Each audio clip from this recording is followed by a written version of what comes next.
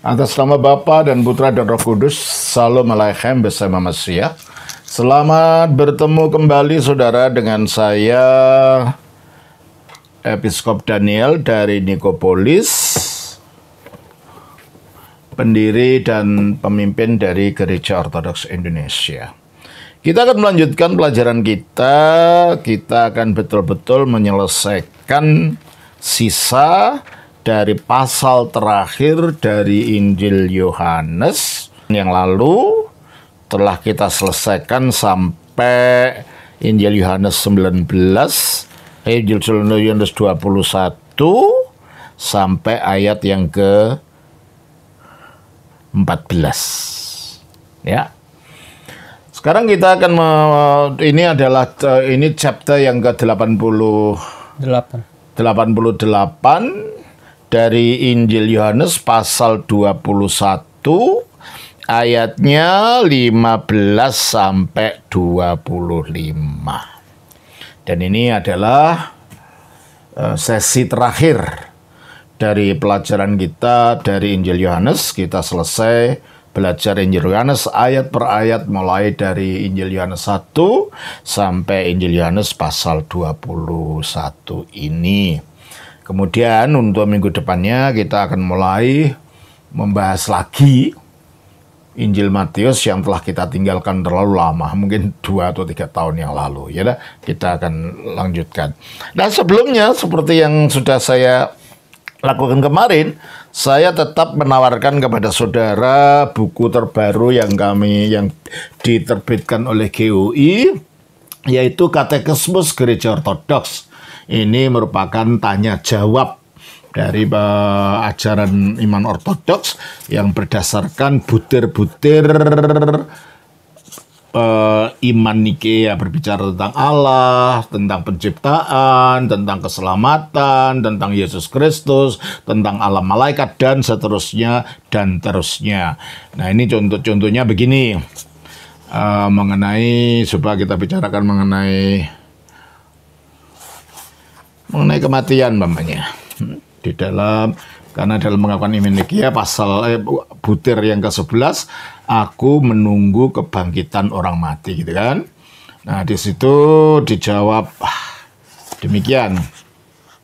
Pertanyaan 342. Apakah yang dimaksud dengan kondisi tengah atau penghakiman sebagian? Jawaban: kematian jasmani merupakan akibat yang wajar dari dosa yang pertama-tama membawa kepada kematian rohani. Kematian menjadi fenomena universal dan cawan bersama yang ditawarkan kepada semua umat manusia. Bahkan pada mereka yang dibenarkan melalui Kristus, meskipun mereka telah menjadi bebas dari kematian rohani. Meskipun jiwa terpisah dari tubuh seperti yang diajarkan Alkitab, tetapi jiwa tetap hidup dan dalam keadaan kesadaran diri yang lengkap akan keberadaannya. Menurut kehidupan yang dijalani seseorang di bumi, baik dalam kebajikan atau dalam nafsu berdosa, setelah kematian jasmani, jiwa seseorang ditempatkan dalam kondisi yang sesuai dengan kodrat rohaninya. Dalam kondisi tengah ini, setiap jiwa tetap tinggal sebagaimana adanya, sejak saat berpisah dari kehidupan ini sampai kedatangan kedua Sang Kristus dan penghakiman terakhir bagi semua, dan seterusnya. Itu saya beri contoh. Jadi saya menghimbau para romo, para diaken, para pimpinan komunitas ortodoks, dan siapa saja, para umat juga, saya himbau untuk membeli buku ini, untuk memiliki buku ini, untuk dipelajari di rumah.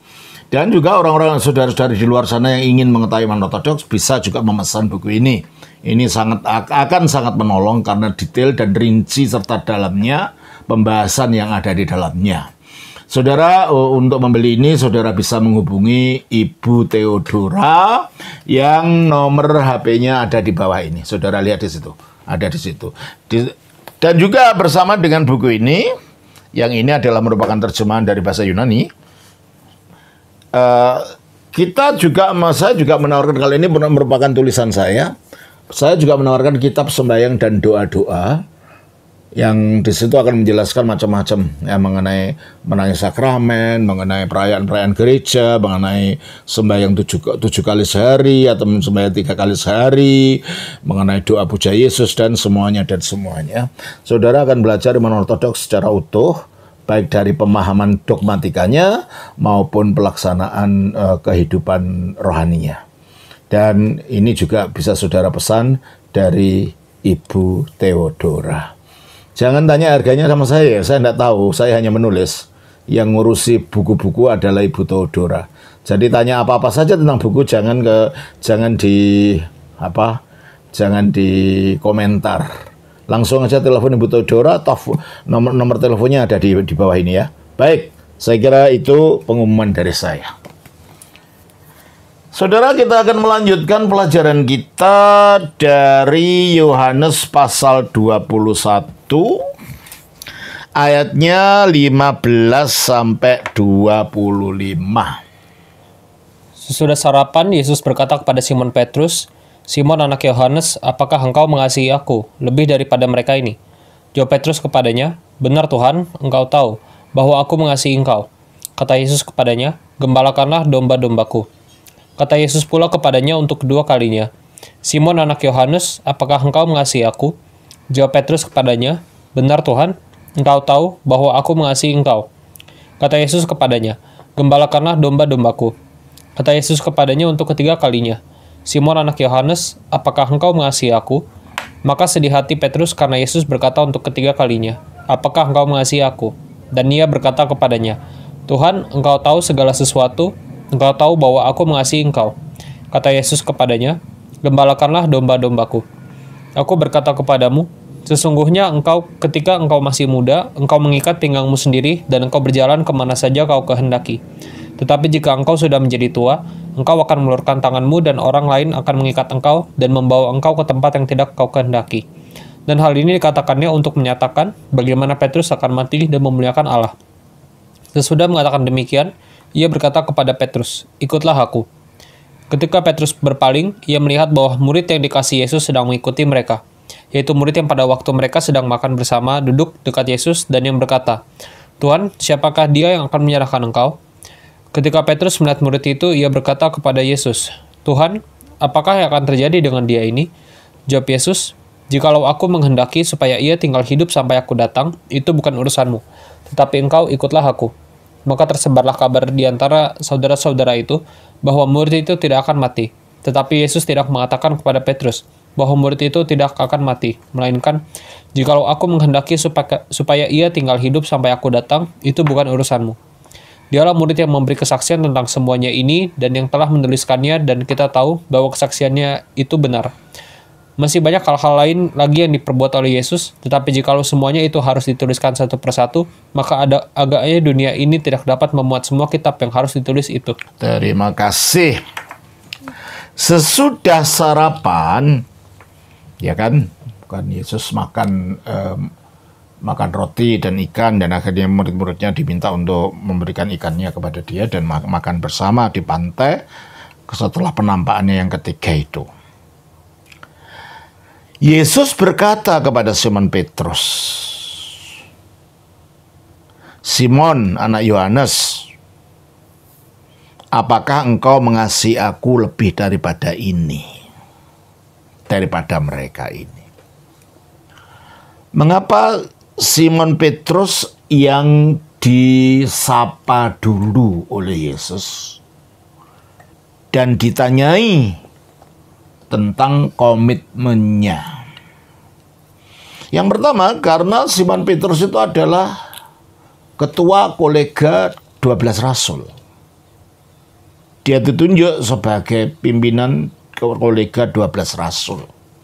Coba kita lihat di dalam Matius pasal 10 ayat yang ke-1 sampai 4. Yesus memanggil ke-12 muridnya dan memberi kuasa kepada mereka untuk mengusir roh-roh jahat dan untuk melenyapkan segala penyakit dan segala kelemahan. Inilah nama ke-12 rasul itu. Pertama Simon yang disebut Petrus. Nah, pertama Simon yang disebut Petrus. Dan Andreas saudaranya. Nah, terus? Dan Yakobus anak Zebedeus. Dan seterusnya. Kenapa kok tidak dikatakan yang pertama Petrus?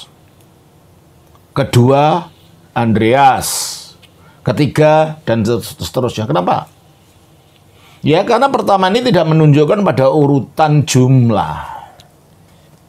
Pertama itu menunjukkan keutamaan Petrus sebagai yang menjadi pimpinan dari para rasul. Oleh karena tidak ada di kata kedua, ketiga.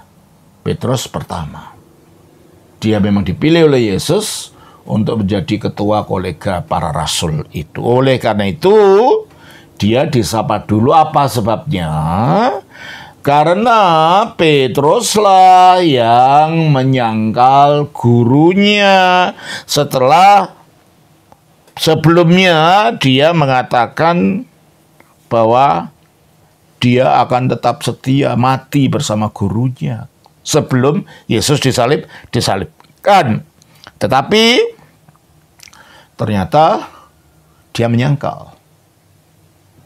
Tapi dia tidak putus asa menyangkal, akhirnya dia bertobat juga. Sehingga dengan demikian Kristus hendak memulihkan tempatnya Petrus di antara para rasul. Kristus hendak memulihkan kedudukannya sebagai yang ikut di dalam pelayanan untuk mengembalakan umatnya, yaitu gerejanya. Dikatakan selanjutnya, apakah engkau mengasihi aku? Nah, di dalam bahasa aslinya dikatakan begini. Simon Simon anak Yohanes, agapasme, pleon tuton. Kata yang digunakan di sini adalah agapas dari kata agapi dan agapao yang artinya cinta yang tingkat sangat tinggi seperti cinta ilahi, cinta yang tanpa syarat. Mengasihi tanpa syarat yaitu komitmen secara sungguh-sungguh, devosi secara sungguh-sungguh terhadap Kristus. Apakah engkau mengasihi aku? Agapas pleon tuton, melebihi dari semua ini. Ya, mungkin kata semua melebihi dari semua itu mungkin menunjuk kepada ikan-ikan yang baru diambil. Dia akan nelayan barangkali. Apa kamu melebihi pekerjaanmu itu, melebihi ikan-ikan itu, cintamu pada saya? Tadinya kan kamu menyangkal aku. Tapi sekarang Petrus ditantang oleh Yesus. Atau mungkin juga dia mengatakan, apakah engkau melebihi kasihmu melebihi daripada kasih murid-murid yang lain ini, seperti yang tadinya pernah kau katakan. Nah, ini tantangan Yesus menagih janjinya Petrus. Betulkah kamu mengasihi aku sedalam itu, sekomitmen itu, ya? Ya lo? Apa jawab Petrus? Jawab Petrus kepadanya, benar Tuhan, engkau tahu bahwa aku mengasihi engkau. Dan kata mengasihi dalam jawaban Petrus ini, ne Kyrie, ya Tuhan, suidas, engkau mengetahui, oti philose. Philo itu kasih dalam tingkat yang lebih rendah daripada agape. Philo itu adalah kasih persahabatan. Ya. Atau kasih antara orang tua dengan anaknya. Ada 4 jenis kasih di dalam bahasa Yunani. Agape, yaitu kasih yang tanpa syarat, itu kasihnya Allah kepada manusia di dalam Alkitab. Phileo, ini bisa kasih persaudaraan, ya. Storge, ini bisa kasih orang tua dengan anaknya. Dan eros itu cinta kasih yang ada kaitannya dengan ketertarikan jasmani antara laki-laki dan perempuan. Dan Yesus menuntut cinta kasih yang paling tinggi, yaitu agape. Dan kelihatannya Petrus sekarang menyadari dirinya bahwa dia pada waktu sebelumnya menganggap dirinya mampu untuk mengasihi Kristus sampai dia rela untuk mati, tapi ternyata dia melarikan diri ketika Kristus ditangkap. Nah, dia mulai sadar diri. Dia tidak berani menjawab dengan aku mengasihimu dalam arti agape, tapi dia menggunakan kata phileo, direndahkan standarnya. Dia tahu diri. Dia takut kalau dia menyatakan komitmen tinggi ternyata tidak dapat, tidak bisa melakukan, maka dia merendahkan komitmennya. Aku, ya, di dalam ayat ini, si idas, engkau tahu, oti philo se, bahwa aku mengasihi engkau. Ya, dalam arti philo tadi. Terus setelah dia mengatakan bahwa pada akhirnya biarpun dia pernah menyangkal, tapi pada akhirnya dia memang tetap mengasihi Yesus. Hanya dia takut untuk menyatakan sesuatu yang di luar kemampuannya, yang ternyata telah dibuktikan dia menyatakan sesuatu yang di luar kemampuannya, dia gagal untuk memegang komitmennya itu. Maka dia juga takut gagal ini kelihatannya. Maka dia mengatakan, engkau tahu saya philo engkau. Dia tidak mengatakan saya agapau engkau. Dia tidak berani mengatakan itu. Ya. Terus kita baca kata Yesus kepadanya, gembalakanlah domba-dombaku. Di dalam ayat yang ke-15 ini. Lego afto, berkatalah ia padanya, voske ta'arniamo. Arnia itu anak domba kecil. Kalau orang Jawa bilang cempe. Anaknya domba. Anaknya kambing. Jadi arnia itu domba. Gembalakan yang kecil-kecil dulu. Kalau itu sama mampumu di situ. Tuhan tidak memaksa kita untuk mengambil tanggung jawab yang besar kalau memang kita tidak mampu. Waktu gembalakanlah cempe-cempe ini. Saya bahasa Indonesia tidak ada kata sepadan dengan cempe itu ya. Artinya kambing kecil ya, kambing masih anakan gitu ya. Legiaptopalin defteron. Berkatalah ia kepadanya lagi untuk yang kedua kali. Yesus ingin memberikan tantangan kembali kepada Petrus. Simon anak Yohanes, agapasme. Meskipun Simon telah menjawab, philo saya philo kepadamu, tapi tuntutan Yesus tetap, agapas, apa engkau agapas, mengasihi aku secara total. Lalu apa katanya? Dan itulah yang diminta oleh Kristus dari kita. Bahwa kita harus mengasihi Kristus, mengasihi secara total dengan komitmen yang sungguh-sungguh untuk melaksanakan kehendak-Nya. Agapasme legiafto ne kirie, berkatalah ia, maksudnya Petrus kepadanya, ne kirie, ya Tuhan, suidas, engkau melihat, oti philo se, bahwa aku philo kepadamu. Tetap belum berani dia mengatakan agapau. Ya mungkin dia lagi memikir ke dalam. Jangan terlalu tergesa-gesa mengatakan sesuatu yang aku tidak bisa melakukan. Dan ini bahaya bagi kita juga. Kalau kata-kata kita tidak dipikirkan, itu nanti akan merugikan kita sendiri. Ketika kita tidak bisa memegang kata-kata kita, tidak bisa menggenapi kata-kata kita itu, nanti kita bisa ditagih orang. Legiafto, berkatalah dia kepadanya, Pimane, gembalakanlah, taprobatia su. Gembalakanlah anak-anak dombaku. Jadi tuntutan kasih ini, tuntutan komitmen itu tuntutan untuk mau melayaninya. Dan akhirnya untuk yang ketiga kali, Yesus memberikan kesempatan kepada Petrus untuk memulihkan komitmennya kepada Kristus. Ayat yang ke-17.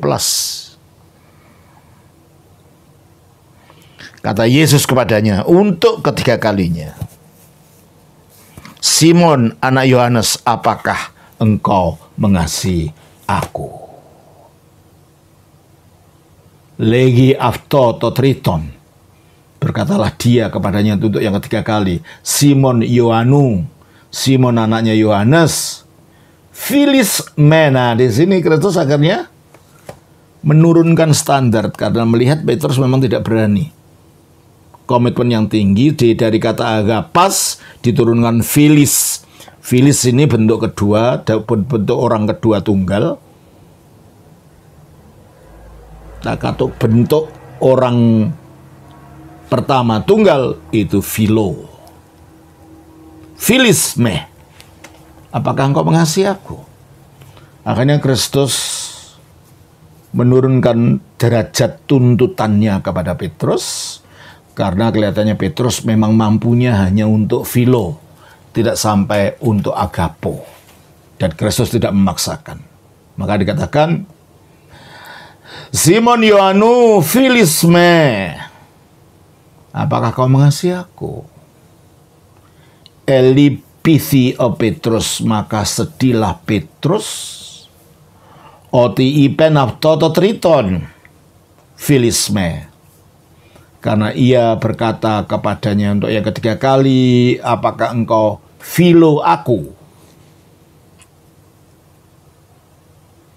Kasih derajat yang lebih rendah daripada tuntutan awal. Tuhan mengetahui kemampuan kita, tapi tetap kita diminta untuk komitmen. Dan dengan mengatakan 3 kali ini, Tuhan Kristus memberikan kesempatan kepada Petrus untuk merenungkan kembali jawabannya. Barangkali dia sudah mulai berani untuk mengatakan agapau, ternyata tidak, tetap Philo saja. Dan akhirnya Kristus menurunkan standarnya menurut kadar kemampuan Petrus dengan mengatakan Filisme keipen avto. Dan dia berkata kepadanya, Mas Petrus berkata kepada Yesus, Kyrie, ya Tuhan, panda suidas, engkau mengetahui segala sesuatu. Suginoskis oti Philo se. Engkau mengetahui bahwa aku Philo kepadamu.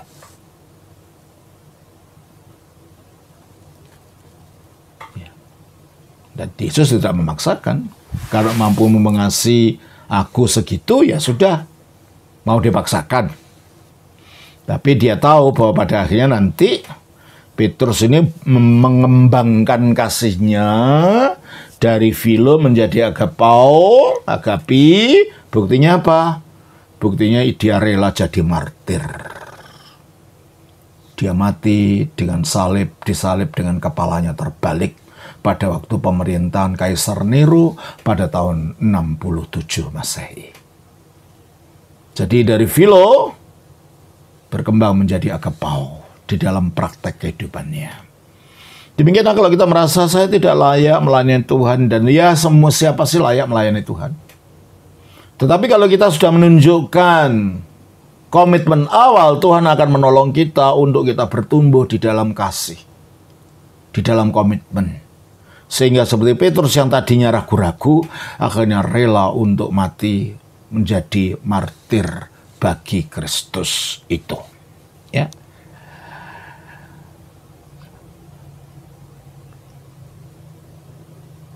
Legiafto Yesus, berkatalah kepadanya Yesus, Voske ta probatiamu,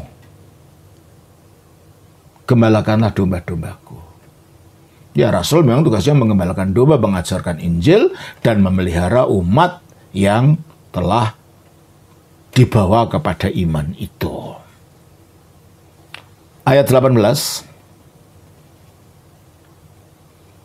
Amin, amin lego si. Amin, amin aku berkata kepadamu. Atau amin, sesungguh-sungguhnya aku berkata kepadamu. Ote is neoteros, ketika kamu masih lebih muda. Ezunias seafton, ketika masih muda engkau mengikat pinggangmu sendiri. Ya artinya semuanya dilakukan berdasarkan keputusan kemauannya sendiri, kehendak bebasnya sendiri. Ke peripaties obu itheles, dan engkau berjalan kemana engkau mau. Jadi waktu muda Petrus mempunyai kehendak bebasnya sendiri, kebebasannya sendiri untuk melakukan apa yang dia mau. Tapi di sini Kristus menubuatkan selanjutnya, otande, tetapi girasis, ketika engkau menjadi tua, ektenis taskhiras su, engkau akan meregangkan tanganmu, ke alos zosise, dan orang lain yang akan mengikatmu, ke osi opu u selis, dan akan membawamu ke tempat yang kamu tidak inginkan. Maksudnya dia akan ditangkap, tangannya akan diikat, dan dia akan dibawa ke tempat pembantaian, penghukuman. Dan inilah nubuat Yesus bagaimana Petrus akan meninggal nantinya. Makanya dikatakan ayat yang 19, tuto deipen simenun pio thanato doxasiton theon. Dan ini dikatakan untuk menandai bagaimana dia mati untuk memuliakan Allah. Jadi Petrus sudah diberitahu bahwa engkau akan menjadi martir. Engkau akan ditangkap orang lain. Oleh karena itu jangan khawatir kalau kita mau melayani Tuhan, mencintai Tuhan. Selemah apapun cinta kita awalnya, kalau kita mau menyerahkan kepadanya, Tuhan akan menambah kasih itu. Tuhan akan melayakkan hidup kita sehingga kita dapat memuliakan Tuhan setinggi mungkin, sebagaimana Petrus akhirnya memuliakan Allah melalui kematiannya sebagai martir. Jadi waktu itu menurut tradisi, kita ingat di dalam Kisah Rasul pasal 8, di situ ada Simon Magus, Simon si tukang sihir. Ya, banyak orang akhirnya mengikut dia. Coba kita baca dalam Kisah Rasul pasal 8. Ya. Ayat 9. Seorang yang bernama Simon, Yaitu seorang yang bernama Simon telah sejak dahulu melakukan sihir di kota itu, dan menakjubkan rakyat Samaria, serta berlagak seolah-olah ia seorang yang sangat penting. Ya, berlagak seolah-olah dia yang sangat penting, menganggap dirinya ilahi. Sehingga ayat 10, semua orang besar kecil mengikuti dia dan berkata, orang ini adalah kuasa Allah yang terkenal sebagai kuasa besar. Orang ini adalah kuasa Allah yang terkenal sebagai kuasa besar. Tapi akhirnya oleh khotbahnya Filipus, dia bertobat menjadi Kristen, dia dibaptiskan. Nah, akhirnya Petrus yang waktu itu di Yerusalem diberitahu kalau ada perkembangan umat baru di Samaria. Lalu bersama Yohanes dia datang ke Samaria, ya. Lalu di Samaria dia melakukan upacara baptisan dan krisma dengan penumpangan tangan agar Roh Kudus turun pada orang-orang itu. Nah, ayat 18. Ketika Simon melihat bahwa pemberian Roh Kudus terjadi oleh karena rasul-rasul itu menumpangkan tangannya, ia menawarkan uang kepada mereka, serta berkata, berikanlah juga kepadaku kuasa itu, supaya jika aku menumpangkan tanganku di atas seseorang, ia boleh menerima Roh Kudus. Tetapi Petrus berkata kepadanya, binasalah kiranya uangmu itu bersama dengan engkau, karena engkau menyangka bahwa engkau dapat membeli karunia Allah dengan uang. Tidak ada bagian atau hakmu dalam perkara ini, sebab hatimu tidak lurus di hadapan Allah. Ya, disuruh bertobat dia, tapi tidak mau. Akhirnya dia meninggalkan iman Kristennya, dia kembali menjadi tukang sihir. Dan dia pergi ke Roma. Dan dia mempengaruhi Kaisar Nero waktu di Roma. Ya, dia melakukan sihir itu. Nah, ketika Petrus juga akhirnya pergi ke Roma, setelah 7 tahun menjadi pimpinan gereja di Antiokhia, dia pergi ke Roma. Di situ terjadi konflik dengan Petrus. Karena ternyata Kaisar Nero juga percaya kepada Simon si tukang sihir ini dan menjadikan dia gurunya karena sihir-sihir yang dilakukan. Dan menurut tradisi, bahkan dia memberikan tantangan kepada Petrus dengan menyuruh seekor anjing yang oleh sihirnya dapat bicara, anjing hitam, datang kepada Petrus, lalu oleh Petrus dihardik anjing itu, suruh kembali kepada Simon. Dan akhirnya Petrus menyuruh Simon untuk menunjukkan kesaktiannya di depan orang banyak. Menurut tradisi. Akhirnya pada suatu bukit di kota Roma, orang banyak datang. Nah, Simon mau menunjukkan dia bisa terbang. Nah, waktu itu Petrus dan para murid-muridnya ada di situ. Petrus tahu bahwa Simon dikelilingi oleh roh-roh jahat yang mengangkat dia, yang akan menipu orang-orang di Roma untuk percaya kepadanya, seolah-olah dia memang bisa terbang. Nah, waktu itu Petrus berdoa kepada Kristus. Dan ketika Simon ini terbang ke atas, memang betul diangkat, Petrus melihat itu ada roh jahat. Roh jahatnya ditengking. Bubar roh jahat itu, akhirnya tidak menopang tubuhnya Simon jatuh ke batu mati. Nero marah, dia mengadakan penganiayaan, dia mengejar-kejar Simon Petrus. Simon Petrus telah melarikan diri, menyelamatkan dirinya. Tetapi di tengah jalan Kristus menampakkan diri kepadanya. Dia mengatakan, Petrus, quo vadis dalam catatan bahasa Latin. Petrus, quo vadis, Petrus mau kemana engkau? Nah, dia mengatakan, Tuhan, mereka mau membunuh saya. Apakah engkau menghendaki aku yang kembali masuk ke kota Roma untuk aku disalibkan lagi?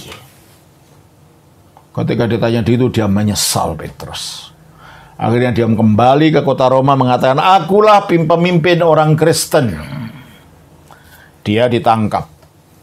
Dan dia mau disalib seperti Kristus. Tetapi dia mengatakan, aku tidak pantas disalib seperti guruku. Taruh kepalaku di bawah. Aku tidak semulia guruku. Disalib dengan kepala yang di atas. Akhirnya Petrus disalib dengan kepalanya menjungkir ke bawah. Dia mati di bawah penganiayaan Kaisar Nero, kaisar setengah gila ini. Ya memang karena dia akhirnya membakar kota Roma. Dan ketika ditanya siapa yang membakar kota Roma, orang-orang pada lari. Yang membakar orang Kristen, katanya begitu aja seenaknya. Wah, akhirnya orang penduduk Roma yang pagan menganiaya orang Kristen karena fitnahan dari Nero ini. Nah, demikianlah akhirnya bagaimana cara Petrus itu mati menurut catatan tradisi. Dia mati dengan disalib dengan kepalanya terbalik ke bawah. Itu yang kita baca dikatakan oleh Yesus di dalam Yohanes pasal yang ke-21 bahwa sesungguhnya ketika engkau masih muda, engkau mengikat pinggangmu sendiri dan kau berjalan kemana saja kau kehendaki. Tetapi jika engkau sudah menjadi tua, engkau akan mengulurkan tanganmu dan orang lain akan mengikat engkau. Akhirnya dia ditawan dan membawa engkau ke tempat yang tidak kau kehendaki. Di mana itu? Ya tempat penyalipan di kota Roma. Dan hal ini dikatakannya untuk menyatakan bagaimana Petrus akan mati dan memuliakan Allah. Sesudah mengatakan demikian, ia berkata kepada Petrus, ikutlah aku. Dengan komitmennya kepada Kristus yang sudah diperbarui, maka Kristus mempersilahkan Petrus untuk tetap mengikuti Kristus, mengikuti jalan Kristus, jalan sengsara, jalan salib, sampai akhirnya dia mati syahid. Sampai akhirnya dia menjadi seorang martir. Ketika Petrus berpaling, ya karena di situ waktu itu kan di pantai kan ada murid-murid yang lain bersama-sama dengan Petrus. Ketika Petrus berpaling, ia melihat bahwa murid yang dikasih Yesus sedang mengikuti mereka. Siapa ini? Yohanes ya. Yohanes penulis Injil ini, ya. Yaitu murid yang pada waktu mereka sedang makan bersama duduk dekat Yesus dan yang berkata, Tuhan, siapakah dia yang akan menyerahkan engkau? Ya pada waktu perjamuan malam yang terakhir sebelum Yesus mengajak murid-muridnya ke Taman Getsemani dan ditangkap di sana. Ya tak? Ketika Petrus melihat murid itu, ia berkata kepada Yesus, Tuhan, apakah yang akan terjadi dengan dia ini? Ya, dia mengatakan itu karena dia sudah dinubuatkan bagaimana dia akan mati gitu kan. Maka dia tanya, kalau Yohanes gimana? Dia kan murid yang kau kasih. Maka jawab Yesus, jikalau aku menghendaki supaya ia tinggal hidup sampai aku datang, itu bukan urusanmu. Ya. Kita tidak usah terlalu ingin kepo dengan nasib orang lain, kehidupan orang lain. Orang lain mempunyai panggilannya sendiri, orang lain mempunyai tugas sendiri, orang lain punya pelayanannya sendiri. Yang dihendaki oleh Kristus bukan menjadi penasaran tentang orang lain, tapi kata Kristus, jikalau aku menghendaki supaya jikalau aku menghendaki supaya tetap tinggal hidup sampai aku datang, itu bukan urusanmu, tetapi engkau ikutlah aku. Saya kira harus menjadi prinsip dari kita semua. Jangan iri, jangan terlalu kepo terhadap bagaimana seseorang itu dalam panggilannya dan bagaimana nasibnya nanti diarahkan oleh Tuhan. Masing-masing kita punya tugas sendiri, punya tanggung jawab sendiri, dan punya panggilan sendiri. Dan kita harus fokus pada panggilan itu. Tidak usah terlalu mencampuri urusan orang lain. Fokus pada panggilan kita itu.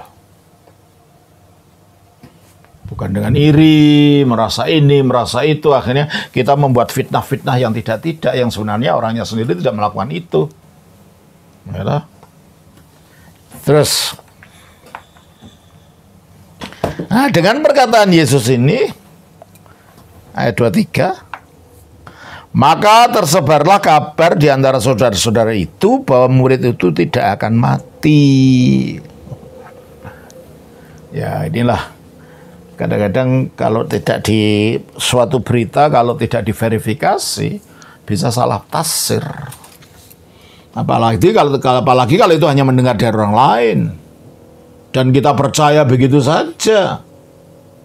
Tanpa melakukan klarifikasi terhadap orang itu apa sih yang dimaksud. Akhirnya terjadi cerita yang tidak-tidak. Nah, di sini terjadi cerita bahwa kabar bahwa Yohanes itu tidak akan mati. Ya. Tetapi Yesus tidak mengatakan kepada Petrus bahwa murid itu tidak akan mati, melainkan jikalau aku menghendaki supaya ia tinggal hidup sampai aku datang, itu bukan urusanmu. Tuhan punya kehendak atas masing-masing orang, dan kita jangan terlalu kepo ingin mengetahui ini dan itu. Serahkan pada Tuhan, dan kalau kita mengkhawatirkan seseorang atau teman kita itu akan mendapatkan bahaya, ya kita berdoa. Ya. Dialah murid, maksudnya yang dikatakan Petrus ini tanyakan kepada Kristus itu. Dialah murid yang memberi kesaksian tentang semuanya ini. Dan yang telah menuliskannya. Dan kita tahu bahwa kesaksiannya itu benar. Berarti ada orang lain di sini yang ikut ngomong. Kita tahu. Dan menurut tradisi, Yohanes itu yang menceritakan, tapi yang menulis adalah sekretarisnya namanya Prochorus. Dan di dalam ikon, kalau Yohanes itu digambarkan dalam ikon, selalu ada orang sebelahnya yang menulis namanya Prochorus. Ya, itulah yang mengatakan bahwa perkataan itu benar, kita tahu. Karena dia yang menuliskan apa yang dikatakan oleh Yohanes. Masih banyak hal-hal lain lagi yang diperbuat oleh Yesus. Iya, tidak semuanya dicatat di sini. Makanya kita ada Injil Matius, ada Injil Markus, ada Injil Lukas yang melengkapi bagian-bagian yang tidak dituliskan di dalam Injil Yohanes, sehingga kita tidak bisa membaca Injil Matius saja, Markus saja, Lukas saja, Yohanes saja. Semuanya saling melengkapi dan memberikan gambaran yang utuh dari sisi yang berbeda-beda tentang diri Yesus, karya Yesus, dan ajaran Yesus.